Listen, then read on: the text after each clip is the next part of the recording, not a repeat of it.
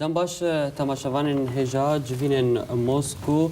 جارا کدن و دست بکن بریان هاجی موسکو یک جوین و بداوی هاتبون جبو ویم جاری و چند پرسیدن جی میواناری عبریز دکتور رضوان بادینی ماموسه زانکوی لزانگاه صلاح الدین الهرم کردستانی دکتور بخیراتی. زار سپاس. دکتور جوین موسکو یک بداوی هاتن چالدر دیویژن او جوین به انجابون موسکو دو چاوت خوینه. بگمان جوینا موسکو دوا برداومیا عینی نهج و سیاستا موسکو که و تشتت توقع کردن او و گورانکاریک جی قال لك مازن نبه روسيا دبي مر كيمك بيجي زانب او خالي اساسي سركي ايجو دهله بفي ارستد بتش يعني بجن رحم المالي هاني وك معارضه وك كرد اللي بقشتي سياسه دوان هاتي افاكرن لسر بناغاكي خاص تايبت دولتك مزنه روسيا عندما انجمني شو بجن النتوي دائمه روسيا جرانياوي هي علاقات دولية جمارك جار زور احداث مزن بيشتي شر جهاني دوا حتى روجا ايرو لجير كارغري وباندورا روسيا تشيبون او تشانا كشتك جي روسيا تنج مارتن وك مواقف وك هالوست لي قال لك كاسان فهمناكن ويعني جي تناجن كما ابو سياسه حتى داوي متعارضه لقال اوبوزيسيون سوريا او تشا مديشين بيغومان ام جوك برشاكش في معارضه لي تبين اداوي تبين يعني السبب صدمه اساسي هالوست اوان اناليز بك شروفه بك تبزانه تشتن هنا يعني جي احترام يعني او هالوستوان قوي موقف نرن مرة فهم دك مرة حتى داوي بوكوان تبريرنا ليه كيمك بيجي اسبابي هنا اسبابي ما يعني قواز بما قصدم بي اوبوزيسيون سوري قشي دوس خورتش نكرنا يعني جناوان صدو ده صدو بيست دولتي زيدي جارك الهفدو جيفن وبنافي آلي كاريا سوريا وقدوست قال سوريا او حمو او جفاتا هاني دركت بنافاروك بمحتواك بمضمونك حقيقة بابند من بي أو بخوا بابند من وان وكاربن جي وقت بي سياسة كرون وأشكرا دروس بكن وجيب بكن صبارت بسوري جا موقف روسيا دوي أم بدوي شارشوفا ميجويد يعني دينا دما 4 ساله داوود تاني بنارن كي جا ولاد بوقاسي مثلا ببرجواندين خوي ميجوي مزن هبونا خوي عسكري هبونا خوي ابوري دانو سندنك ولو بتايبت جبوك ما كردان دجي مبو يعني او سياسه مزن بقوه كرون بهيس كرنا حكومتي لي اوانان ايجو ايرو بردواميا وان تيكرن يعني جالي كده ام دزانن فهم دكن سرشي اساسي تشد بسياسه لي برداوي عمياوي جي يعني جار هي امام نبيران طبعا لي كسكي ديتر جي بيشتر نخستي تبين حقيقتي ها غافاغوتو مثلا بيوري موضوعيت وام براورد بك مقارنه بك امريكا وان نوقاسي جوان بيشترن يعني غافاتي سر بيشغريا اوبوزيسيوني اوبوزيسيونا معتدل اغير بحسابات كينه يعني ايجو هنه او دلي ند وقت بيجن دلي جمنا راش دكن ند دلي دوستا خوش دكن كسكي جو دلي شاب بتيز وطرح اي في اوبوزيسيون ايرو هي تنهي لسر اصلا نافنا تويد جبرولوجي او ان هاد من هنا كي متردد حول داوي موسكا يكي وايروجي انا حول دانا موسكا ددوا حول دنوان كسي نزيكي خو كيمك بيجي اراستيك نه وقت بيجي دست نشان بكن وكاربن وان بكن هاف كاري خوا دوي سياسة باش جارة كدين ائتلاف بجداري وان جبينا وكوكوان راقاندي نابه ستما ويك بنرينا تشيه ائتلاف بيجي خدي هالوستك حفبش نية موحد نية ائتلاف خوا يعني يكتيا هيزن جار هي دجبري هفدونه من كسك نادي وك روتي ابي دورا بيسيه روتن هنا تيارات الائتلاف دي جيك جي ادرازي قال او خدنا خد في سياسه جيب جيد كان بن وك بيجي نمونه جبو خلق سر دراسات بكن افانا مستحق انك بشقريا وان بك يعني قava افانا هنا آراي دني هنا ميدان دني تشتكي دي ترجوان نكار وقت بيجي زيادة ترجوان بخازم معارضة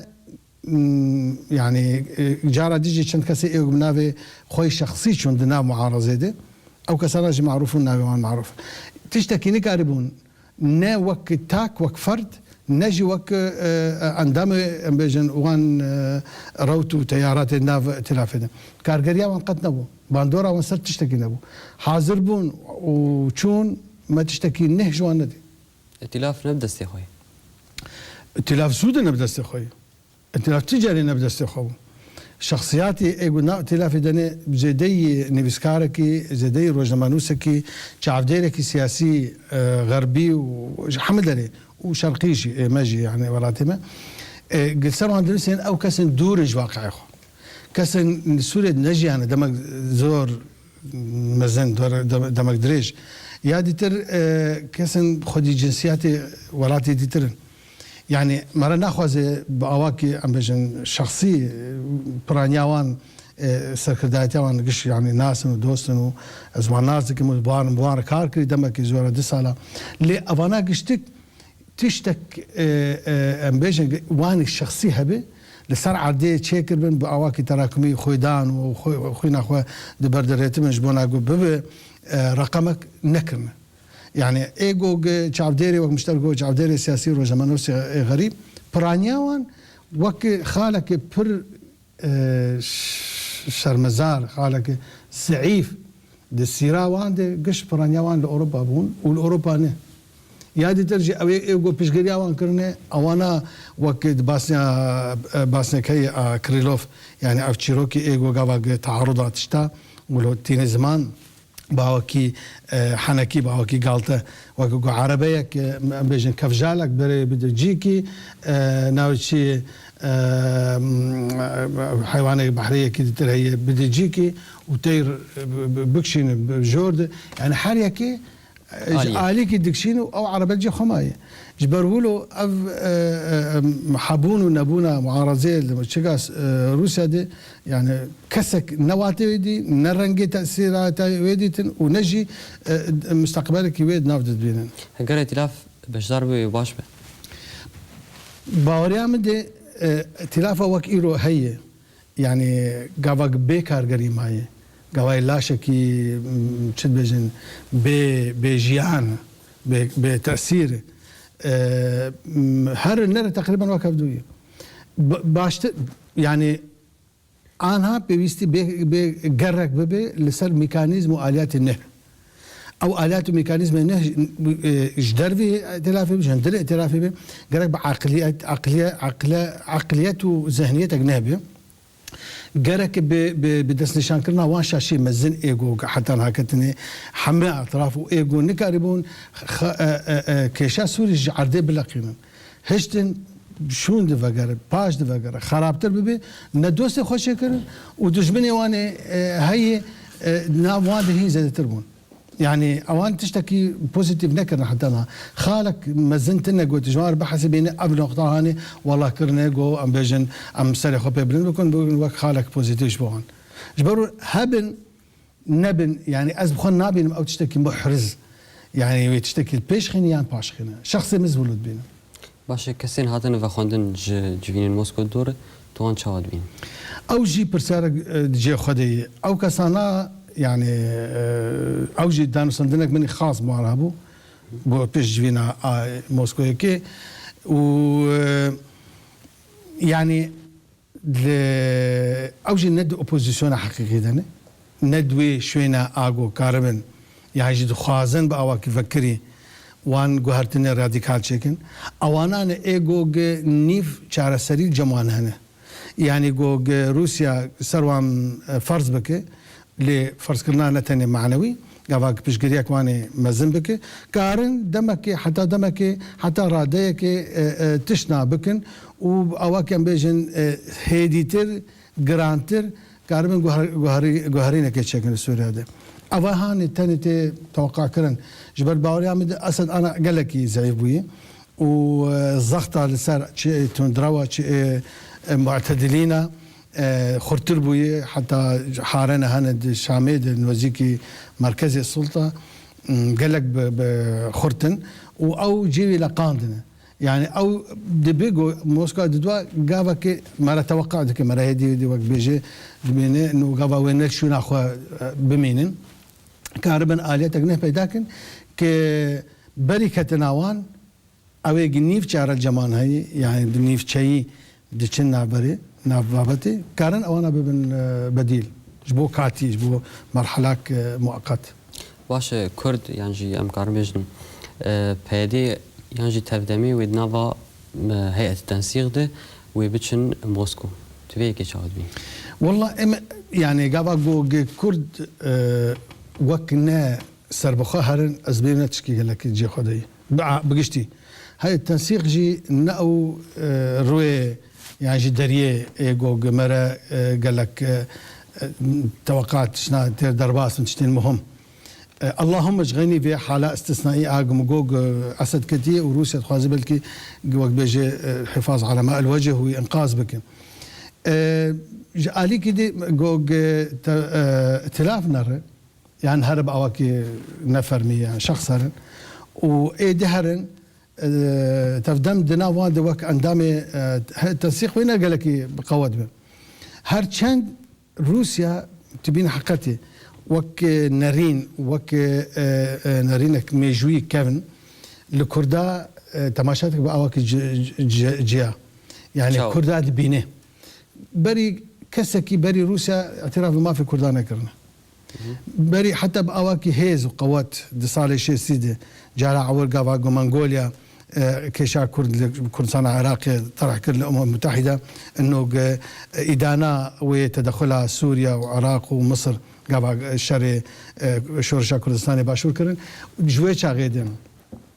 روسيا 11 ساله ميفان داريا برزاني نمركر روسيا بالصدان كادر كرد تخريج كرن وقت بيجي خندن وآماده بون اواني پروردهی دا وروسيا جي خديه جمارك جار مزن جي علماء زانه يعني ايجو دباري روج هلات ناسيده ياجي كرد ناسيده هنه اوا همود هيل انه كرديا كيمك موقف جياب جواز انا امريكا حتى دمك دريش انا قدام دخازي ام القلوان زور قوت بن بس ما انا خصتن ام زيدتر ام بيجي طرفه كيف نجي اديتر ام بینن گو ایرو روسیا گاوا گو باواکی ویت بردوامیا فکر خوی آثر نتوا وكيم نتوان ونتوا بندست بردوام بك بردوامیا و تقاليد خوي كيفن بك وهنا كي بوزيتيف به جبو كردا اگر كردا حتى ابو شوي گو ناف تلاف ناف اي تنسيق جدارن لي جرك وان نشوبانا بو شوي ام انا قدر خو ج گرانیا خو ج وزن خو دادخن قبا ام اندامي شاندك دكتور ميفيدا تراوسين بشتينافيري ميفكن سيرفي مجاري منافيري كبستين جارا قدن تبكر بل تماشاون هي جانا بركه كرد جارا قدن الوادكر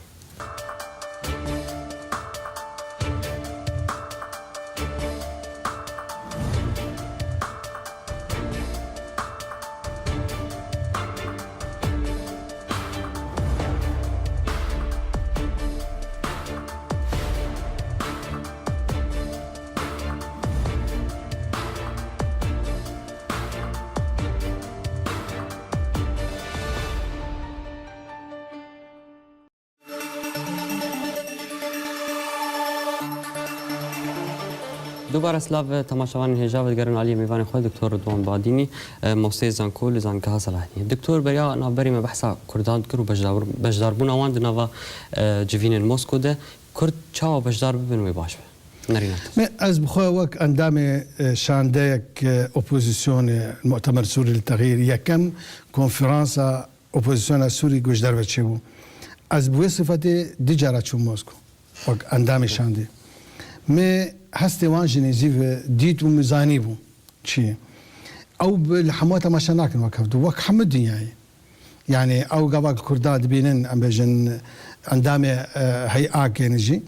ديس نرينا وان كمك جداي يعني نرينا وان بردوامه اما امنن ونري حزبك الزائل وايرو هي سبتني يعني نافي خبو كان اما نري ملتكينا ملت ما معاناة هيهم بردوام الفرجي والشين ديجي أبي جوا جروسي يقعد وظيفة خدنا مثلا سر كاري خانة شل بواري دبلوماسي شل بواري سياسي شل أحزاب يوان شنو هذا مقلك الودا يعني أو خد موقف يوان اشترك كردا هي لأنها تي جالي كردا دم بيجن فركرن وخردكرن وأكبجي بيشقرتن أنا تفدم وقت قوت دعوة كرنا از هيفيدكم أو جي كارمن جي فيدا بكن جي فهم بكن يعني إنه جوار جي والله مكسبك بخالق زيادة ترجي أنجمنا الاجتماعي كردي إنه مثلا بدأ خستنا كاتب يجي شرعيات وقت ما قلت روسيا إيرو يعني الخالة دوادي الناحية الحاحية تشتتي خستن بيكرن سوريا يعني إنه أكثر رقميك أكثر الدوسي لان اللي جاواك بودو معنا خو او رقميك بهافري ام بيجن شريكه برياره وشريكه برياره كيبن باوري انا بشتي اقول اليمن جي تشيبون واف تحالفا ديجي حوثيين وجو زيد تر ام بيجن حلفه روسيا وايران او يدتر انين ميداني يعني شو صار وعم بوشيوي تتوقع كرن هالوسط كواني بيخواني كرن يعني مرة نابي نجي إنه والله ويحمد شداع قرتينن يعني أوجي برجري أخوي بكن مرة نزاني ويرفعنا من حتى داوي شبه ليه والناس سدي سد ببعربن دنا في برياري مستقبلي إكشف مش بسوريا جبرولد باوريا مدي مرة هنا كي بقش بيني بناره لكن خزي كرد نا عندامي أم بيجي جهات الدبان كسايتياما وك اوبوزيونا كردي لرجع با بهذا تمثيل كرن حتى بتمثيلك هناك عم بيجن شبه درجه اخير باجي كسي هاتن دعوه كرن و بيتر ايجابي با باش سيرفيكي بيدي بيجا لفجرا سياسي اكتيفه وجويني خبر دوام دكه لي انا كسيجي انجمن الاجتماعي بايكوت كرن او جوين نهالي فجرجي روشاي چارنوي سوي ندياره و تفدم ياجي بيدي بناوي لفجري يعني جملة وان كانتونا درباسي نافا جوينين موسكو جوينا برين هاجي هولدان هبو جو بيجن جويني دربة بناوي دستايا بلند تشتوان هبون هولدان هبون لم زور بداخل بابتك دنيا بابتك زور آزار زور بإيش زور بخم أبا بابتك مي يعني وقت بيجي كمنار أبا هاني هنا جمايل جيخ زور مخابن يعني او بفي منتاليتي في ذهنيتي كسك تشتاناك امز ناخذ في انا في فرصتي في درفتي وقت بيج بكاربين جبونا ازوان خالانا كشتكا وقت جيتي رناك امد بيجم يعني وقت هاتيك اوجي خوفقرن يعني قابا جو شرعيتك كله نيف شرعيات جيجينك جوان جيفينك يقول هاوليري يعني داوي يقول دهوكي تشيبو بكاربين جبو برجوندين حزبي طين قابا تشتكينا خدمتها كرديه از هيفيدك از خوازم جي ببينم از بخويك جوان كسي كيم بون ايجو متماشات كرج نيزيك في وداوي مخص از حتى باش دارجي من نافي ديفا غاريده از في الفرد بيجي جارع اول من خاص جو اف منتاليتيت وذهنيتها بري بردوام نكه اوان ليش خدمتها مره ايجو بخوازي ام بيجن خلقو ببينن جودي ببين وزني ببينن كاري ببين فعاليات وشالاكي ببينن وبكاري حقيقه ورستقي نبي فن فوتا ذات مجنته معنا خم ازوت الهفن استج تمثيلكم يا جيب نيف جيب جيكرنا وان خالان از شرعيمه وت از هرم تمثيل بكم دقالقو امزان او شلل او خللاقو تشيبوي دلي فقرا سياسي دي افان هوانا نايقرن او خوجي قرق بازانبن نروس ونا امريكي ونا كسك فان كسي ايجو ام بيجي هنا الماغو داريد كي فان شانا كار هضم بك كار استيعاب بك وكار ام قبول بك وك حجات وبهانج بو حواله خوي دي ترى مش ناخذ بهلن افانا اوجي كسن مؤسساتي وان هنا شارزا وبسبوري وان هنا او زانق مثلا صالح مسلم تي كما حميد حجر وشنا كما بيجن عبد الحكيم بشارنا يعني افرسانتين كرن يعني قبل زانن شر إيرو كي هن الميداني وكي أو أم بيجن بريارة كردي قورخ كريا احتكار كريا عشان أجر أم جماوري قبل أم بالجور خوا ناف خد تفسير بكن وهروات شيء خوش خير كر بيجن جماوري والله خلك قناعة معاني جرك أباهان النيل يستن أباهان حيفة دفعن فرصة يقولوا دي إيرو أم كارن وقت بيجي مواقفنا تاريخي مزن بسجلين ليك الفان شانديغو استيدبوم فان تاني وقت نمونس بدمتان ام چون سروك لجنة علاقات خارجية لنفسي للدوما ام بيشوازي كرن جمرت بيجي زي بيجي مثلا التلفزيون يجي امرونشتن بصفة كي حمش عندامه و شاندار روسيش برانبري ما بيجي دول شو ناوي ابيجي ولا رونشتي ام قش سوريني ناوي معارضة سوريا هاتنا قلنا اول ترحاب متكو قلنا دوت دول شو ناوي جي ولا رونشتني جاليا يهودي روسي شو ناوبون يعني أبهاني نقول نك عبسي نقول هاد بيراوي بيجي أفايات تذكير بلكي ندوب بلكي حفتيجي بيجي بس قابا قبيت التذكير لك تشترد بيجي تكي وهنكي دهني إيجو كارن شو نترون بالمخاطبة ما يعني خلق هيك خوك اشتكي ناخن ناف يكسلكي اگر إيرو هناك شون نمعنا خو والله أويدك ما أو رشكرن قلت لسرعة عردي هبي جماورة هبي وزنة هبي كارة هبي أو كارة بواتب ومعنى به وبردوامي هبي أو وزنة هبي الجمح مكسي إيجو بترددو دستينه يعني مثلا نت تخالك بس جيني بأواكي أم بيجن بفنا بفوتاو بحيلاو بتشمشتولو باش هاجر مجو بهدي عن جتفدمي لجفين موسكو حاضر دبجبو رواتي قالوا جارانتي أو هيك هي روسيا دام بيداني بكانتوني وان بك نعم روسيا أسباب ويهنا يعني إيرو قبل قمرات جفينه جبو خوا وقت بجوي زاوية وجوشيا قول ليه تماشاتك جبوي موقف خوا دبينه هنا كاسن إيجو عم بيجن جير دبن وك مخاطب أو كاسن إيجو كارن وسياسة وان تبني بكن وبي بكن يعني أنا أو جماعتي مثلا بريق حكم دبونجي يعني جي أبي إيجو قد دنجوان تنج دربه وتيزيوان تاني نظري هنا بناء الدولة ونظام شيء أبي إيجو لنا هندل سوريا ده أفاناج تا دعوت كرن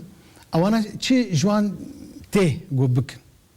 يعني أو بخوي ومجو جابك الوان كسنة دبينن إيجو إيرو احتمال نيف شاري شارك نيف شه بيداك ما دام أمريكا نكار بشارك خوا بتمامي بسرخينه أوان جي نكاربون أو هوالي خوا هوال بندي خوا حتى داوي بجن تيزك مزن جو بي قبول كرج حمو سوريا بيدا بكن ماشي حلول وسط دقرن أنا أو حل وسط جوان وري لجور فكروان لجور بينينوان لجور سياستوان لجور برجوان ديوان المنطقة دي دكارن أبانا وقت بيجي هول دانك بن يعني بلكي جي حد أدنى وقت بيجي إنه إثبات بكن طرفي دري أو برانبري خوا مجمع أمريكية وغيره وارن إنه أمجي نبي كارن إيه مجي كارك ما هي دفي منطقة دي دفي ناو تشيد يعني دبيك جبو في بيجي اللي تشبه حركاتك تمثيلك بيشفتشونك كونفرانسك نقرك بلايك بلنترج بونا كاري عملي تان جمال سر موسكو دو جريد نعم قوش بود في أراسيد أري يعني إما تشتك دنيا هنا ماي حمد تشتك أنا تشتك يعني رشيا سبي تشتكي وأنا ماي حرب روسيك كونفرانسك بتشوفك شيء دبي ده إنسان حاضر دبن جو صداوي وكارجرياوي هب اللي صار امبيجن نسباك يك دوسه دي الويوالاتي تيج مارتن حزابنا هانت كابن انتخاباتها سلفا زانن و0.1 يعني 0.0 زامتشي وبدسخين لي اوانات بالرقمك اوانا شو ناخذ هيلين دي كمان مشهد سياسي هدي كارن خلق تيزي وان ببيزن امتحانك جوار حياة شو قاسي كارن هين ببردوان بن اما هيفيك ما زين سرقنا نادم مش ناحيان بيجن انجامن ولا خيره وزو عجله ازول نابين منها قال انه جو انا حالي حذر جماعتي ديجي بطخي يعني او شيء كذا كيفاش نكتي واوانا هي حرش وقت بيتر سورن جو في ام بيجن شيء هي سر ميداني بيشكراوا نكن يعني انا هن ولات دي اقليميه كتن سرختي تركيا باواكي مره فكري بيجي دريا هنن ولات خليج او جي ايجو نيف شيء ديس شعب خد جرنج وان ريا وان تندروان لي او خاله هاني ايجو امريكا وان قش نرازينه بيش دخن يعني انا مثلا او يرموك دو قلتن نظام ادلب قلتن اللي تشنجي دي تقدمك شكرا مرة نظام جاكاوي حياة كنجي دو رجمانوس كي روسيج مر 4% يعني أوجتني وقت تقريبا دوي أراسي دوي قالوا حاشي درجة برايك ج عندما حكومتها أكاتيج مر جوابي بدو مش جوز شان جواره وحلب قرد أدلب قردن قالوا كاربن حلب يجي بقرن بويشيوي كما أدلب قردن كما حلب نقردن هابونا طرفك مثلا بقوات لجيكي انسجامك بين شرفاني وان ذهبي قوتك ذكر مثلا تشنا بيشخينه او حاله بيدا نبو الحلبه اذا يعني هابونا فان اكثر فان كسم سر عردي هنا قشد من سر تيزوان وامكانيات وان كاربن ديناميكيه كي نه بخلقينو كاربن وان كسانا ايجو لازم جو سركفتني بدس بينن بكن هوالي خو تبجن قالك سباس دكتور دمام كرتو قالك سباس دكتور رضوان باديني موسي زانكو لزانجاها صلاح الدين كو ايرو تسيرفي مجاري بمره بشتارو قالك سباس بله تماشاوان هجا امجي قشتن داويه هفه بينا خو هرشاد بختار